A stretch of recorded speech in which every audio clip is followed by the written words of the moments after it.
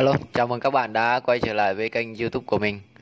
Thì hôm nay mình sẽ hướng dẫn các bạn fix lỗi là trên cái máy đột Amada của các bạn hoặc là máy đột nào mà các bạn đang sử dụng. Thì nó báo lỗi là Press Moto Off, nó hơi mờ các bạn.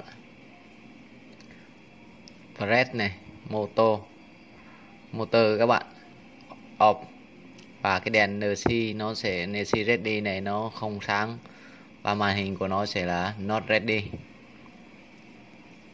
Đèn báo lỗi là press motor off và cái đèn NC ready này nó không sáng.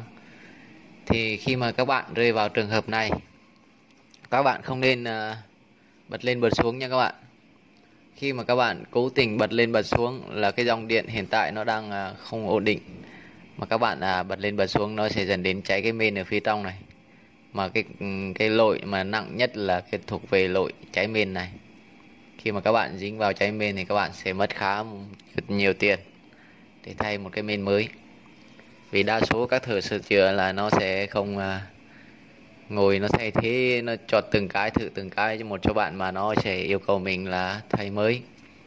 Rồi nó sẽ về, nó sẽ lấy cái cục đây, nó sẽ nghiên cứu và nó sẽ sửa chữa và nó sẽ bán lại cho người ta tiếp. Đấy, cái nguyên tắc sửa chữa của nó là vậy. Thì khi mà các bạn rơi vào cái vấn đề này thì giống như mình nói, đầu tiên là các bạn không nên bật lên bật xuống quá nhiều lần.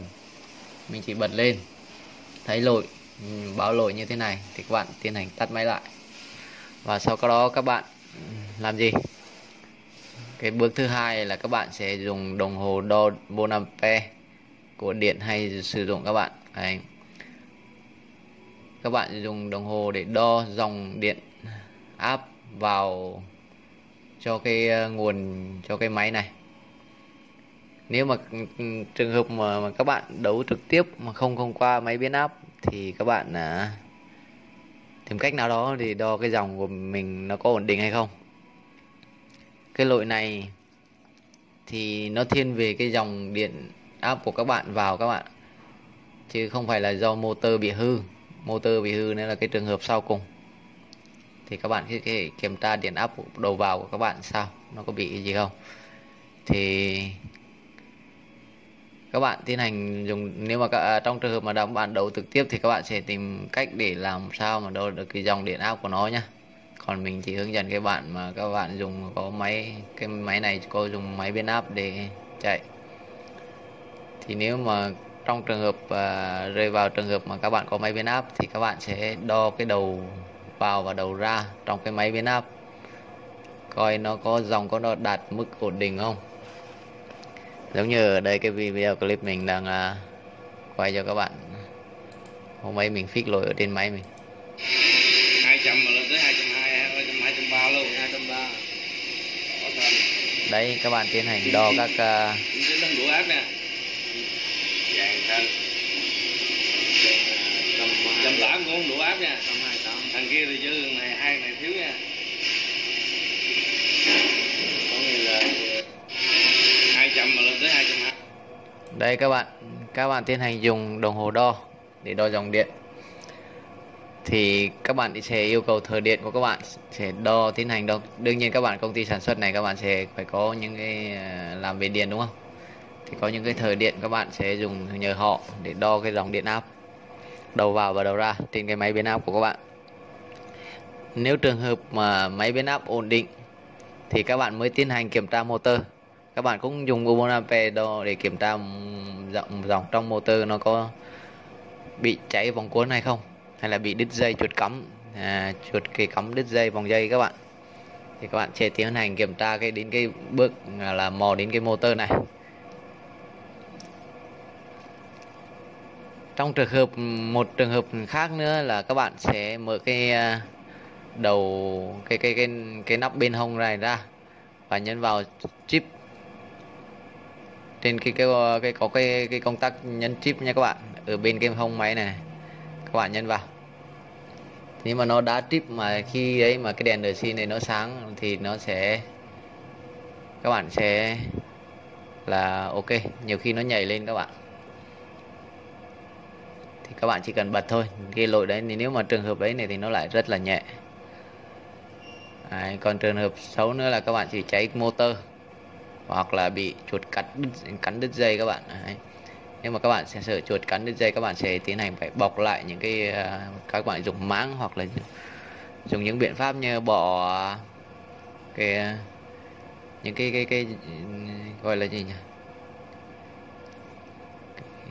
cái chất hay dung dịch gì, hay mà cái thường những cái viện lông nạo các bạn, để đuổi chuột đi, không cho nó chạy vào những cái đường máng của các bạn, nó sẽ cắn đứt dây của các bạn. Đấy. Còn trường hợp mình đang muốn chia sẻ cho các bạn là tránh cái trường hợp mà các bạn bị cái lỗi này mà các bạn sẽ làm cháy cái main của các bạn, là các bạn phải đo cái dòng điện áp của các bạn trước.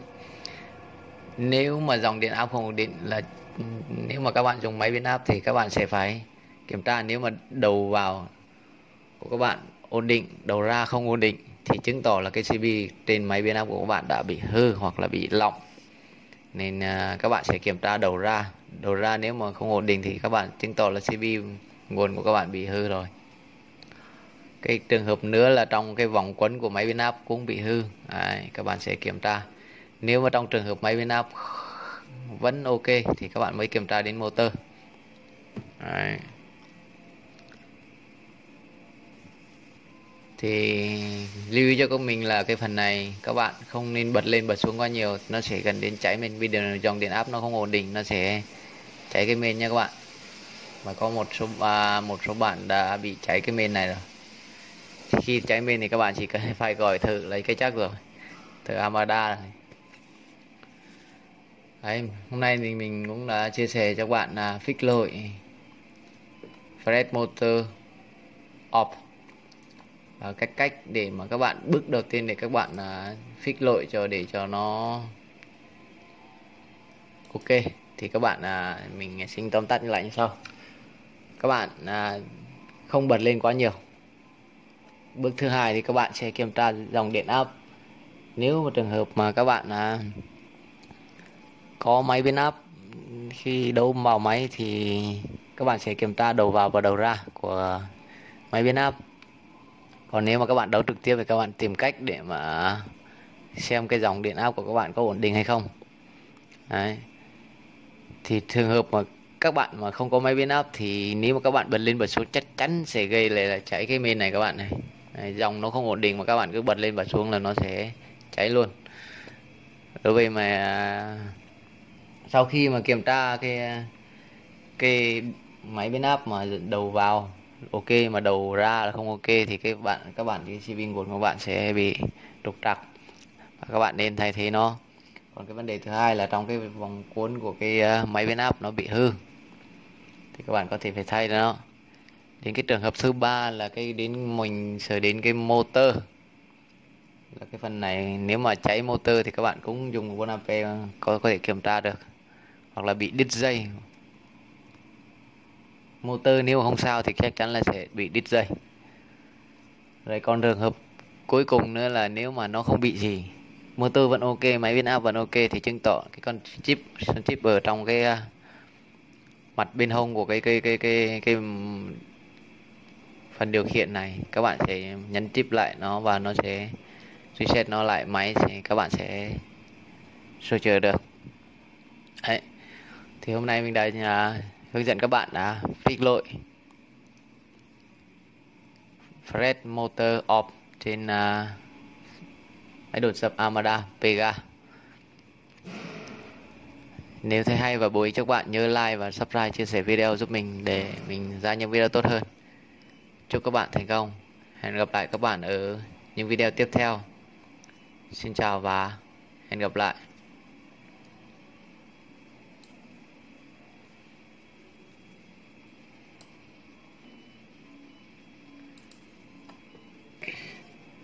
Cái video này các bạn, đây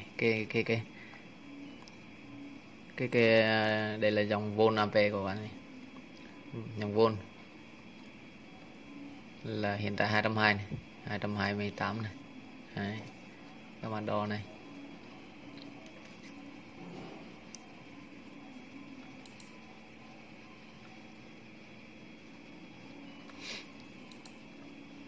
Rồi, xin chào và hẹn gặp lại các bạn nhé.